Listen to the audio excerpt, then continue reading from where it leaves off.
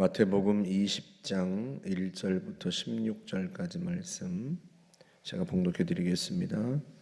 천국은 마치 품꾼을 얻어 포도원에 들여보내려고 이른 아침에 나간 집주인과 같으니 그가 하루 한 데나리온씩 품꾼들과 약속하여 포도원에 들여보내고 또 제3시에 나가보니 장터에 놀고 서 있는 사람들이 또 있는지라 그들에게 이르되 너희도 포도원에 들어가라 내가 너희에게 상당하게 주리라 하니 그들이 가고 제6시와 제9시에 또 나가 그와 같이 하고 제11시에도 나가보니 서 있는 사람들이 또 있는지라 이르되 너희는 어찌하여 종일토록 놀고 여기 서 있느냐 이르되 우리를 품꾼으로 쓰는 이가 없음이니이다 이르되 너희도 포도원에 들어가라 하니라. 저물매 포도원 주인이 청지기에게 이르되 품꾼들을 불러 나중 온 자로부터 시작하여 먼저 온 자까지 삭슬 주라 하니 제11시에 온 자들이 와서 한 데나리온씩을 받거늘 먼저 온 자들이 와서 더 받을 줄 알았더니 그들도 한 데나리온씩 받은지라. 받은 후 집주인을 원망하여 이르되 나중 온 이 사람들은 1시간밖에 일하지 아니하였거늘 그들을 종일 수고하며 더위를 견딘 우리와 같게 하였나이다. 주인이 그 중에 한 사람에게 대답하여 이르되 친구여 내가 네게 잘못한 것이 없노라. 네가 나와 한 데나리온의 약속을 하지 아니하였느냐. 네 것이나 가지고 가라. 나중 온 이 사람에게 너와 같이 주는 것이 내 뜻이니라. 내 것을 가지고 내 뜻대로 할 것이 아니냐. 내가 선함으로 네가 악하게 보느냐. 이와 같이 나중된 자로서 먼저 되고 먼저 된 자로서 나중되리라. 아멘. 어제 베드로가 예수님께 묻죠. 우리가 모든 것을 주님 버리고 주님을 따랐는데 우리가 무엇을 받겠습니까?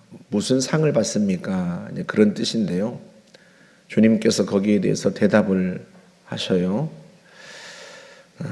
집이나 전토나 부모나 자녀나 형제를 나를 위해서 버린 자들은 여러 배를 받고 또 영생을 상속받을 것이다 하고 대답해 주시곤 아리송한 말씀을 하세요.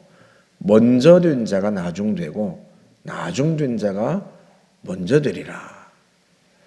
그냥 주님께서 베드로에게 그들이 받게 될 영생과 그리고 복에 대해서 말씀하시면 딱 좋은데 마지막에 한 말씀을 덧붙이신 거예요. 그러나 하고 붙이신 건데요. 그리고 나서 하신 말씀이 오늘 말씀이에요. 그러니까 오늘 이 품꾼의 비유는 나중된 자로서 먼저 되고 먼저 된 자로서 나중되리라 하신 주님의 말씀에 대한 설명인 셈이에요. 그래서 마지막 예수님의 말씀 마지막 구절도 그러므로 하고 똑같이 먼저 된 자로서 나중되리라, 나중된 자로서 먼저 되리라 하신 말씀을 하시는 거죠. 먼저 시작했는데 이렇게 생각해 보시면 돼요. 예수를 먼저 믿으면 훨씬 더 잘 믿어야 되잖아요. 신앙생활을 오래 하면 오래 할수록 점점 예수님의 마음을 알고 예수님의 성품을 닮아가고 더 신앙이 성숙해야 되잖아요. 그런데 먼저 제자가 되고 먼저 예수를 믿었는데 나중에 믿은 사람보다 못하다. 그런 일이 많다는 거예요. 나중에 믿었는데 늦게 믿었는데 먼저 믿은 사람보다 훨씬 믿음이 좋고 더 훌륭한 제자가 되고 그런 사람들이 많더라. 왜 그런가? 천국은 마치 일꾼을 포도원에 들여보내는 그 주인과 같다. 포도원 주인과 같다는 건데요. 포도원 주인이 일찌감치 일꾼들을 들여보내려고 장터로 나갔어요. 그때 당시 일일 노동자들이 장터에 모여 있으면 포도원 주인이나 또 밭 주인들이 요즘처럼 일꾼들을 데려가는 것처럼 그렇게 데려간단 말이죠. 그렇게 해서 제일 먼저 이제 새벽 6시에 우리 시간으로 새벽 6시에 사람들을 몇 사람을 뽑아서 포도원에 들여보냈습니다. 한 데나리온씩 약속하고 1일 품삯을 약속하고 들여보낸 거죠. 그런데 거기에서 그친 게 아니라 제3시에, 그러니까 우리 시간으로 보면 9시입니다. 이스라엘은 6시부터 0시니까요. 제3시면 9시에, 오전 9시에 또 가서 몇몇 사람을 거기에 장터에 여전히 서 있는 사람들을 들여보낸 거죠. 그뿐 아니라 12시에도, 오후 3시에도, 그리고 심지어 오후 5시에도 장터에 나가서 일꾼들을 포도원으로 들여보낸 거예요. 오후 5시에 나가보니까 여전히 사람들이 있어요. 왜 놀고 서 있느냐? 그랬더니 우리를 써주는 사람이 없습니다. 그러면 너희도 가서 일해라. 5시에 가서 일한 사람은 1시간 일한 겁니다. 오후 6시에 일이 마쳤으니까. 그래서 이제 품삯을 계산해서 주는데요. 오후 5시에 와서 1시간 일한 사람부터 품삯을 줬는데 한 데나리온을 준 거예요. 하루 품삯을 준 거예요. 이 사람들이 얼마나 감격했겠어요. 자기들을 써주는 사람이 없어서 장터를 떠나지 못하고 하루 종일 있었는데 오후 5시에 설마 누가 나를 이 시간에 써주랴. 6시면 끝나는데 일이. 그런데 그 포도원 주인이 자기를 써줬단 말이죠. 하루 품삯을 받을 생각이나 했겠어요? 아니요. 그러지 못했을 거예요. 그래도 조금이라도 일한 품삯을 받으면 그걸 가지고 이제 빵을 사갖고 들어가면 자식을 먹일 수 있고 그런단 말이죠.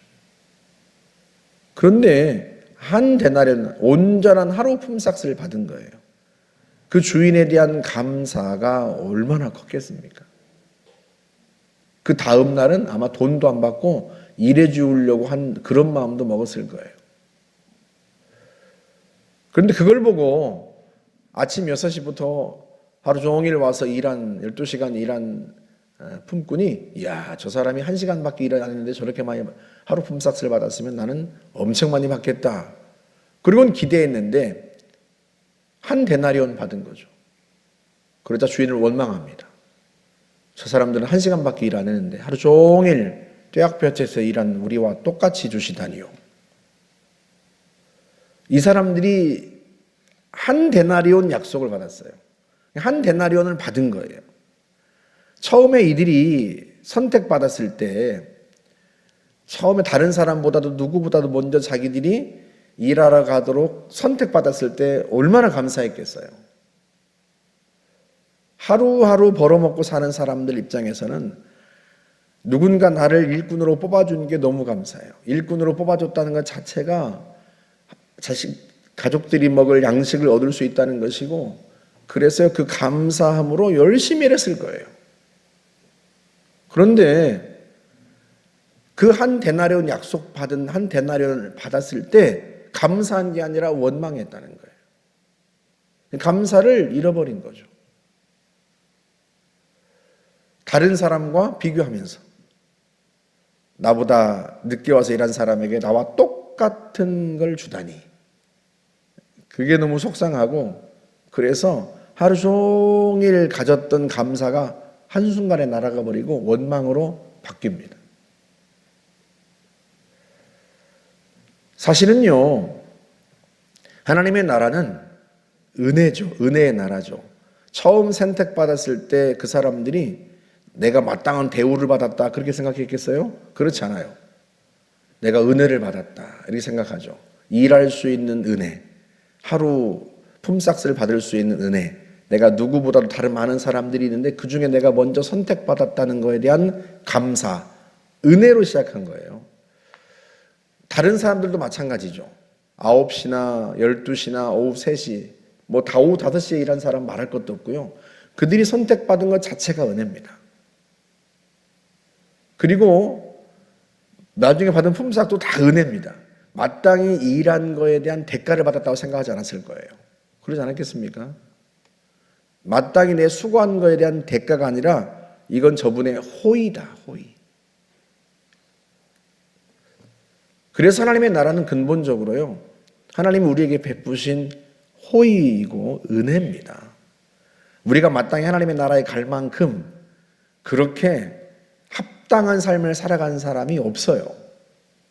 예수님께서 부자 청년에게 말씀하신 것처럼 하나님 한 분 외에는 선한 이가 없습니다. 우리가 어떤 선한 행위를 하고 어떤 수고와 노력을 해서 천국을 얻는 게 아니에요. 하나님의 나라는 은혜로 주어진 것입니다, 우리에게. 우리가 예수를 처음 믿을 때 그랬어요. 베드로가 주님을 처음 따랐을 때 그랬습니다.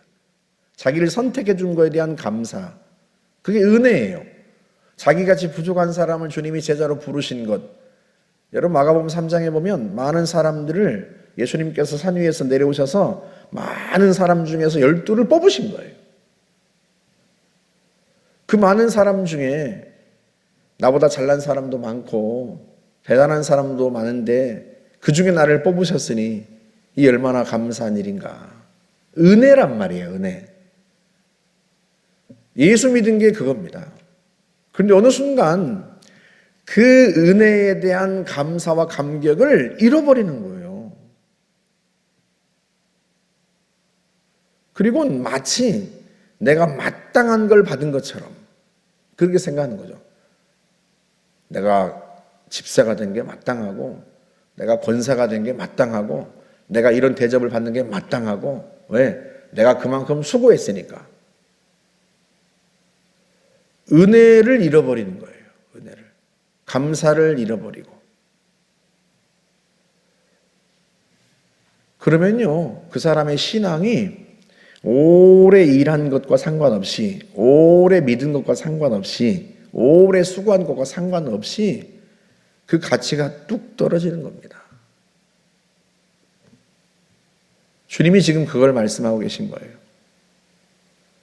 예수를 오래 믿었는데 하나님께 대한 감사가 없고, 예수를 오래 믿었는데 주님을 향한 사랑이 식고, 이제 막 예수 믿은 사람보다 못하고, 이제 막 예수 믿은 사람이 하나님을 향한 감사가 살아있고 하나님을 향한 사랑이 살아있고 충성이 살아있는데 비해서 오랫동안 예수를 믿었음에도 불구하고 어느새 그 사랑이 식어버리고 감사가 식어버리고 은혜인 줄 모르는, 그러면요, 이게 주님 보시기 얼마나 안타까운 일이에요.